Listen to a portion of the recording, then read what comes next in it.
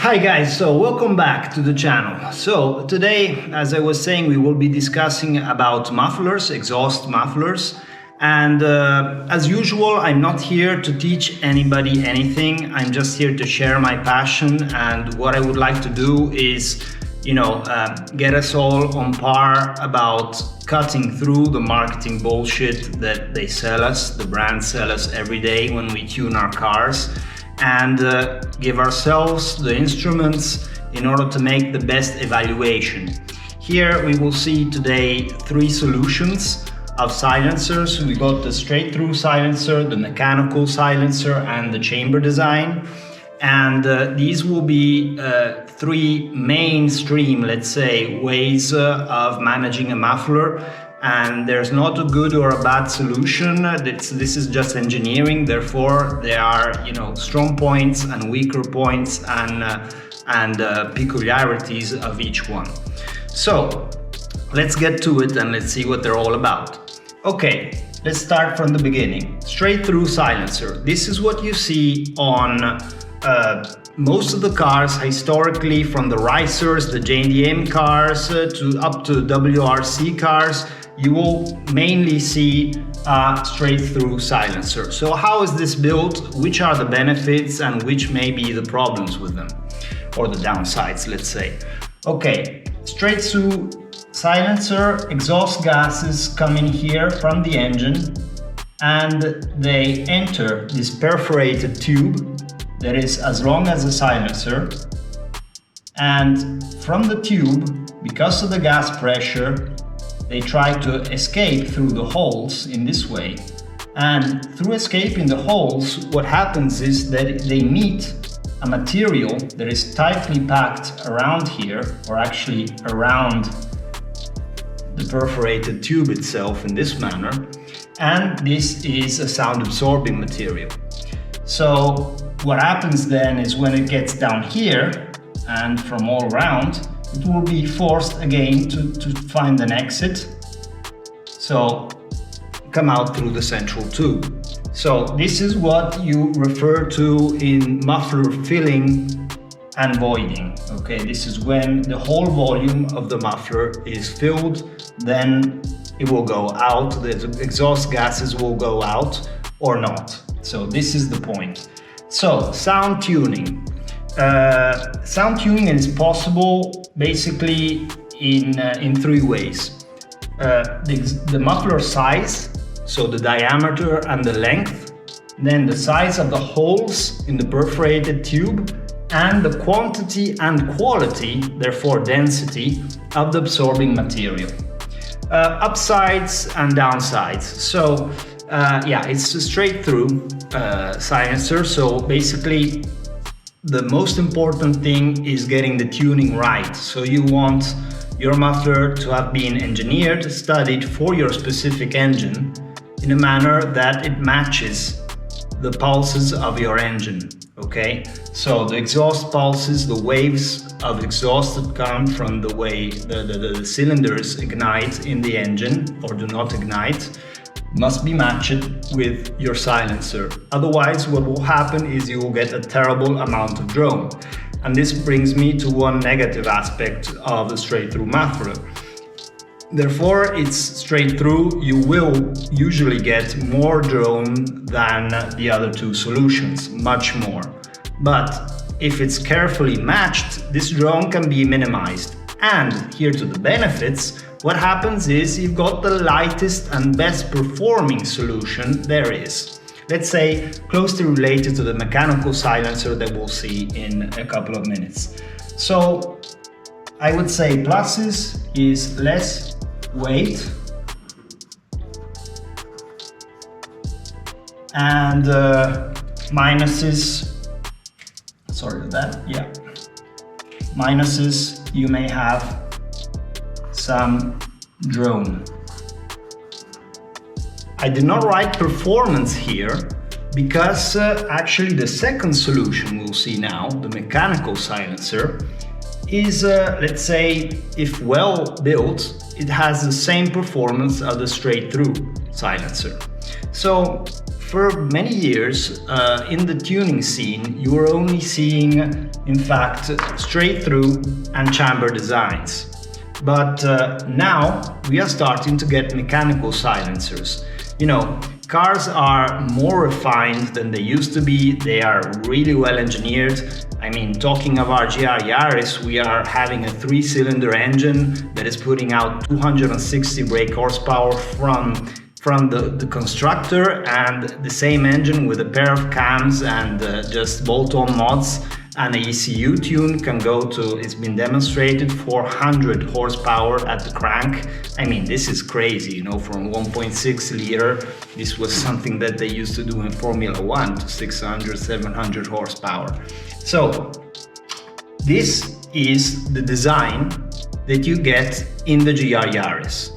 I personally have cooperated with an Italian company that builds exhausts and exhaust systems and mufflers that is called Inoxcar in order to develop some solutions for the Yaris in terms of exhausts and mufflers.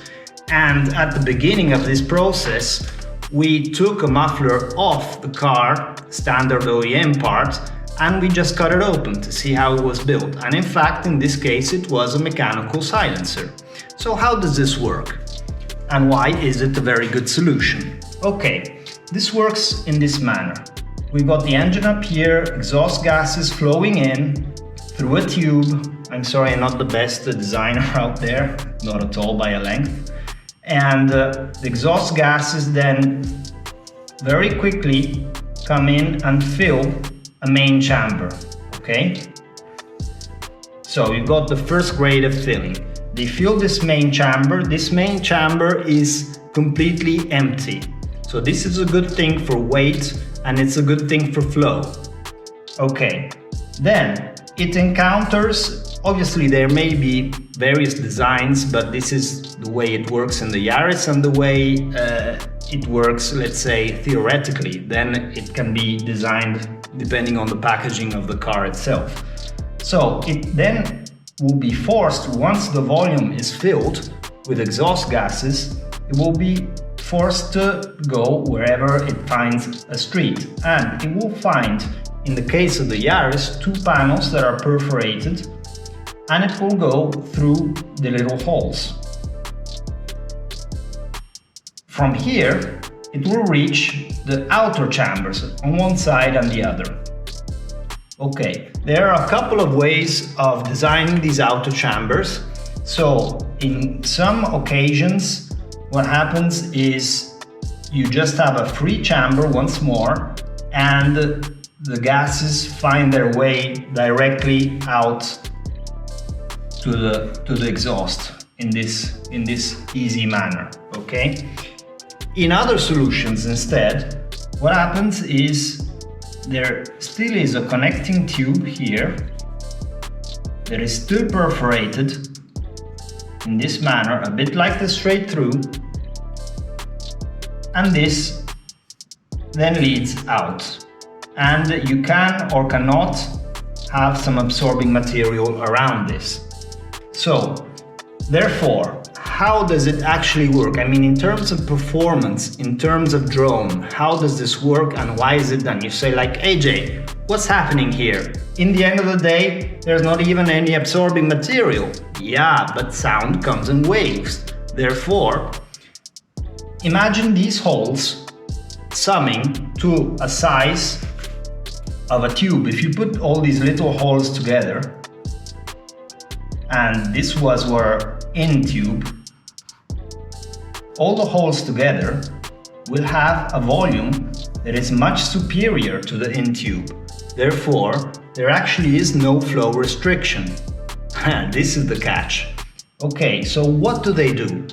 Is that when the gases enter the first chamber and they go and they find both the voids but also the filled parts of these metal plates, basically what the engineers are doing here is that they are breaking the sound waves, okay? And also they are creating a barrier to the return, okay? Therefore, this central chamber will remain full for more time, alas, separating the external chambers and therefore reducing drone. Okay, so therefore you will have a much lower drone. Plus, it's a mechanical system, so it's quite cheap to build, okay, especially in large-scale productions. It does not weigh much, and it is a great solution. I mean, let's recall that we are talking in this case of an OEM solution on this specific GR Yaris, but many other models, that makes a 260 brake with all the emission rules on a stock car, completely stock car. So this is, I mean, some going. Therefore, performance-wise, yeah, we have performance that, let's say, matches more or less the straight-through silencer. Then we have the best possible reduction of drone, okay? And I would say in relation to the straight-through, maybe we have a bit more weight. But hey, on the GR Yaris in particular, I have done a lot of testing, and I mean, we went through something like a dozen different designs with both the solution you see in many manufacturers with the straight-through silencers, sorry for that, and that you get the two silencers on the side and then the tailpipes coming out.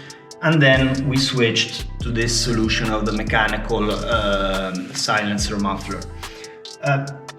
There is just no comparison. I mean, in the case of this specific car, we managed to squeeze out the 3 horsepower from this system, but in this case we were talking of a turbo back system just after the main cat, and the car actually worked much better. Because let's also remember, on the GR, we only have 3 cylinders.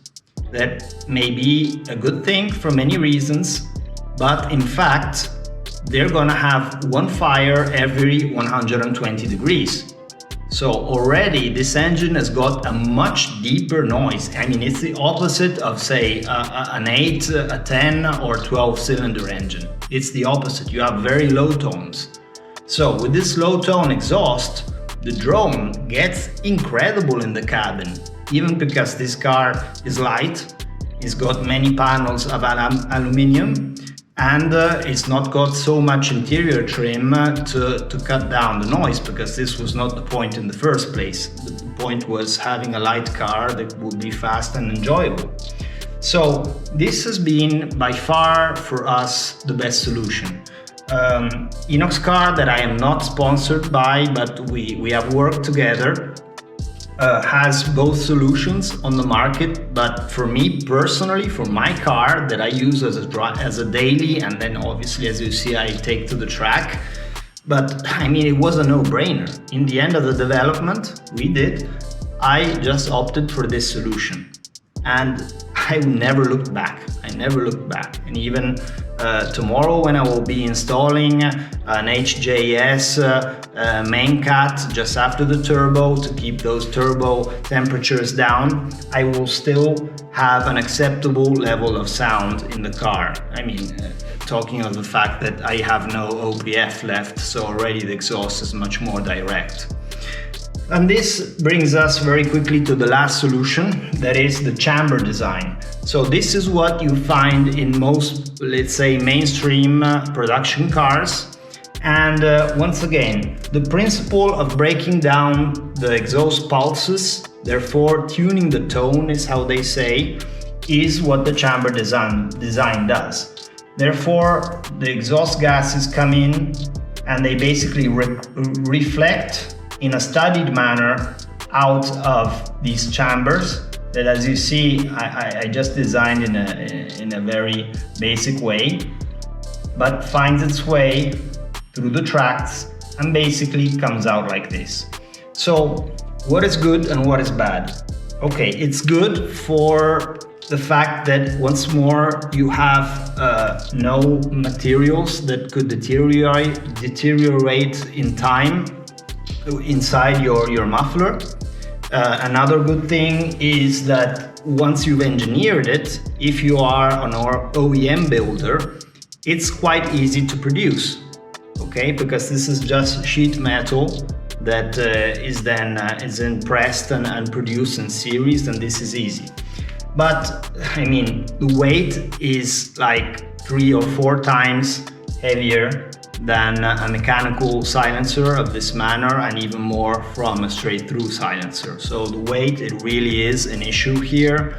And also the performance is an issue, because whilst in the mechanical silencer we are basically encountering the 2 plates, but we have, as we were seeing before, more volume than the entrance.